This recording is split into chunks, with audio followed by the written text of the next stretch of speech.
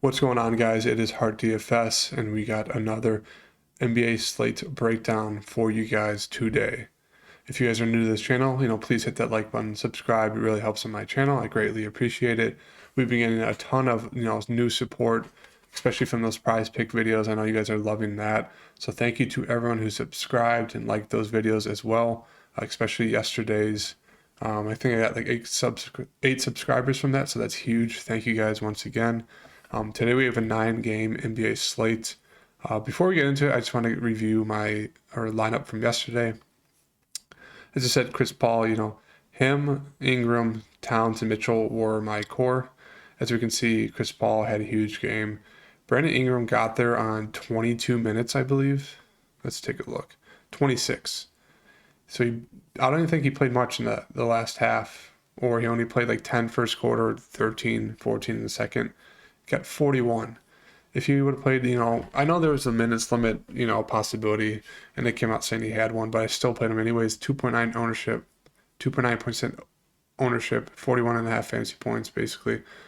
Huge. I also said Sato was a lock at his price, paid it off 24.25. Ended up going Maxi Kleber. I don't know why. I thought he'd get a little bit more run. The dude didn't take a shot until the third quarter. I mean, there's not much you can do about that. I should have probably paid down for that Brandon Ingram spot maybe, and then paid up for Kleber's spot. Oh well. Cat, he had 13, 3, and 2, I think, in the first quarter, and then they got blown out in the second. It was like a 30-point game. Barely. I don't think he scored a point in the second quarter. Third quarter comes around, he goes to the bench, or he goes out of the game because he's injured. Loses time in that, and it's still a 30-point game. So yeah, great spot, low ownership, smash spot. Had a smash first quarter, like 18 fancy points, and then the game blew out. Unfortunate. Donovan Mitchell, kind of the same thing. Just horrendous game from him. They kind of lost it in the third and fourth quarter. He wasn't having a good first half, and it was just bad. And then I went to Otto Porter. I told you guys to take a shot on him. Had another classic Otto Porter game, 14 points, 11 rebounds, did well. And then Jay Crowder, I said if you take a shot on one of those guys on the Suns, one of the wings, I'd go Crowder. Did okay, paid it off at 27, fantasy points, not bad. If we take a look at the guy who won this one, he had Chris Paul, Caleb Martin, Sato, PJ Washington had a good game, so did Drummond. Poole did, well, Porzingis and LaMelo. LaMelo, Porzingis, two guys I talked about. I don't know why I don't play them, but yeah. So, oh well, let's get into the breakdown. I know a lot of people in this space they don't show you the other side of it. They'll just tell you, who they like, who they're playing. Oh, I won this money, but they never show you, losing days because everyone has them.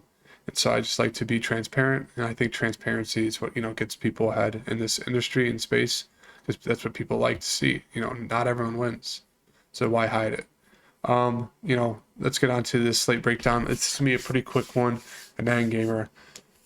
Finally, guys, I think this is going to be a fast one. So it's going to be under 12 minutes in a 9-gamer. I say this every time, but we're going to do this fast. Jokic is top 12-2. Great spot against Charlotte. I think he destroys them every time he plays them. Let's see the splits for Charlotte. He put up 65, 66 fantasy points.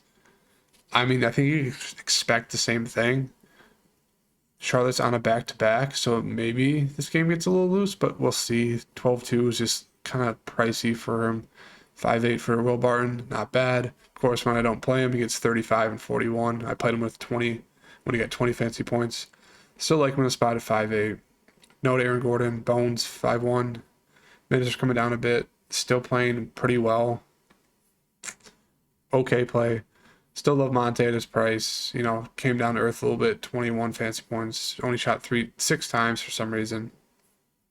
Still love him for that price. And as I always say, DeMarcus, you can take a shot on him. Hope he has 20 minutes, maybe even more, for some reason. And he'd smash, but yeah. Otherwise, let's move on to Charlotte side. LaMelo, his price has kind of just stayed stagnant for some reason. They are on a back-to-back, guys, so maybe they get tired. Maybe this game blows out. I mean, it means a ton. This game does mean a ton. I mean, as I said, all these games mean a ton because everyone's probably within a game or two of each other. So it's huge playoff seeding implications. So they're going to want to play their guys the whole time, but maybe the tiredness catches up to them. But as we see, LaMelo, 8-9, pretty good price for him. Like him in the spot against Monte Morris. Miles Bridges' price came back up a little bit. Had, past 3 games, played very well. Shooting the ball a ton. Not a bad price for him. Rozier, I was high on him. Shot the ball 7 times at half, like 10 times in the third quarter, and then 2 more times in the fourth. Did nothing. I don't know why. Got 30 fantasy points, but it's just all over the board. I don't know if I want to pay that price for him right now anymore. PJ had a good game, finally. He's been terrible before that. I don't think he had to chase at 5,000. That does it for me on that side. I'd say maybe take a look at Montrez, just because I do think Plumlee's going to have some foul trouble. Montrez is, a little bit better of a defender, so maybe he'll get a lot more run than just 7 minutes, closer to his 20-minute mark. Orlando, Cleveland, disgusting game. Do really like Wendell at 8-3. Prices come down a tad. Has huge upside, closer to 60. He's getting a bunch of boards. Do like him in the spot against Cleveland. Cole Anthony, 7K. More of a GPP play. Price is up. Hasn't really flashed a ton of upside recently, but he definitely can get you there if he's having a good game. But I don't think you have to force it. Now with pretty much everyone back. Franz Wagner, 6-1. Okay. No one really sticks out to me on this side. Chuma got priced out because Wendell was out, but now Wendell's back. Same with Mo Wagner. Yeah, I just say take a shot on the guy like Wendell, and then secondary plays would be Cole Anthony. Cleveland side, we have Garland, top 10 too. It's one of those things, Garland has all the usage, so it's, never a bad spot for him. Throws up a ton of assists, came back down to earth with 5, but, don't mind paying for 10-3 for Garland in the spot. Mobley, still a little too high in his price for me to get to him at 7-7. Laurie, no. One other guy I would take a shot on is Kevin Love. Played terrible against, Chicago. Was hoping for more, but, he does have some upside into the high 30s, maybe in 40 if he's playing very well. Not bad for 6'2". I just don't think you have to go to anyone on this team besides Darius. Atlanta, Trae Young. Really like him at 10-8 against Indiana. Hawks need to win this game, so it's not like they're going to pull their guys if they're up like 15. Been playing very well the past, few games. And Indiana's tanking, so it's a great spot for Trae. Bogdan, same thing, 6'5". Been playing very well recently. Don't know if he'll play, though, because he is questionable with a knee injury, so we've got to keep an eye on that. If he's out, I would look to guys like Herter, Hunter, because they would definitely fill in for the, play more minutes, shoot a little bit more. Hunter's kind of just been okay at 4-9. Gallow, playing a ton of minutes. He's kind of really taken over the past 4 games when it comes to minutes and just usage, as you can see from shooting the ball. Pretty good scorer. Kind of, scoring dependent when it comes to fantasy point-wise, but at 5-6, I do like him if Bogdan's out and he plays. Other than that, Capella, 6'4". I called that, I said he's going to get 13-13 game, goes for 19-13, so not a, bad spot against Indiana for him. I just kind of like Trae, and that's it. Indiana side, I can start speeding things up. Indiana side, Halliburton's 9-2. Like him in the spot. Buddy, no. Brogdon tanking, so he's not playing. It's just a mess with these bigs. I just wait for Miles Turner might be back now. I don't know if they're going to play him just because of their tanking, so we'll see. Justin Anderson's been getting a bunch of run, so if he's starting again, play Justin Anderson at 4-7. And we'll just have to wait for the news tomorrow. I can provide more on my Twitter if you guys want on who I'd play from this game. But we're going to move on to Sacramento. Fox still out. Spona's still out.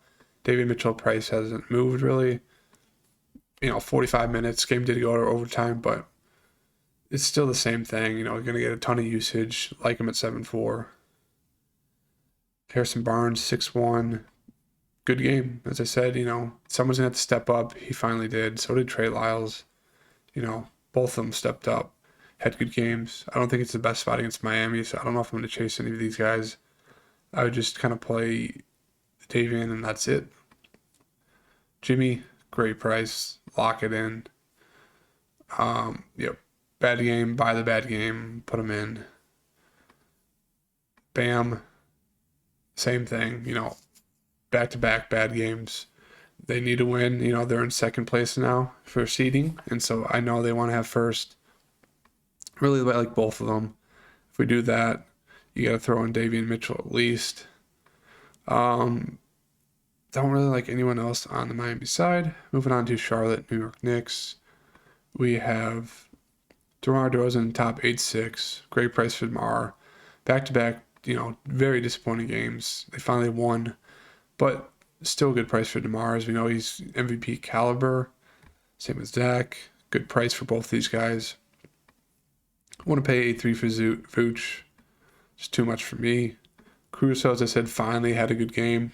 10, 8, and 7. I still think, he's very playable at his price of 5-3, so I think I'm probably going to do it again. Kobe, no. Not for me. And if between these three, I'd say obviously DeRozan and Zach, but I'd probably still go to Zach over DeMar. But I'm really feeling like a 40-point game from DeMar in this one, so we'll have to wait and see. New York side, Randall is very interesting. I think he's going to be very low owned. His price is up, but Vooch can't guard. And I don't know who's going to guard Randall. It's not going to be DeMar. He can't handle him. So Vooch or Julius might have a field day. RJ just too priced up at 8-4. Only other guy to take a shot on is Quickly. Been playing very well recently, getting a lot of minutes. 5-4. Really like him. He torched the Bulls last year and like the previous years. I think this is his third year. He always does well against the Bulls. They can't really guard, nice guards off the bench. So do like him. This is more of like the guys I'm looking at today, not really a core as of right now, just because I'm recording this at the end of tonight, and this is tomorrow's slate, if that makes sense. Boston, Toronto. Boston's have been on a tear. They've been playing very well, but I know the news came out that Tatum is questionable. Robert Williams is out. Al Horford is looking like he won't play. So if that's the case, definitely lock in Jaylen Brown, 8,100. I'd say even Marcus Smart becomes a play. Same with Derek White. Grant Williams doesn't have to fill in. Maybe even Daniel Tice. So I know this is very early. This is at 12:30. Basically the day before this stuff happens. So there's going to be a lot of news before this stuff comes out. So, make sure to follow me on Twitter, RTFS. I'll answer any questions you have. Updated core I will definitely be putting out just because of how early I'm recording this. Yeah, so to come back to that one tomorrow. Toronto side, we have Pascal at the top, 9-3. Great game environment for the Raptors. This is probably going to be a very popular one for people to stack. Van Fleet, 8-8, questionable. Played 17 minutes. They got suspended. He didn't come back. Screwed my prize pick points stuff for him. Just so frustrating. Yeah, I'd probably really only get 2 Pascal at the top for that price. We're on last 3 games. Still going to be a 15-minute video. Sorry, guys. Oh, well. This is, I'm putting this out pretty early, so you guys will have a lot of time to digest this. And I'll get an updated one tomorrow. Spurs side, DeJounte, 11K. I think he's a great player. Triple-double upside. Just a little high to play in this spot, especially when there's going to be probably a ton of low-owned guys in this Boston-Toronto game to be used. Keldon, Poeltl, no one else really sticks out to me on this side as of right now. Houston, Christian Wood, 8-2.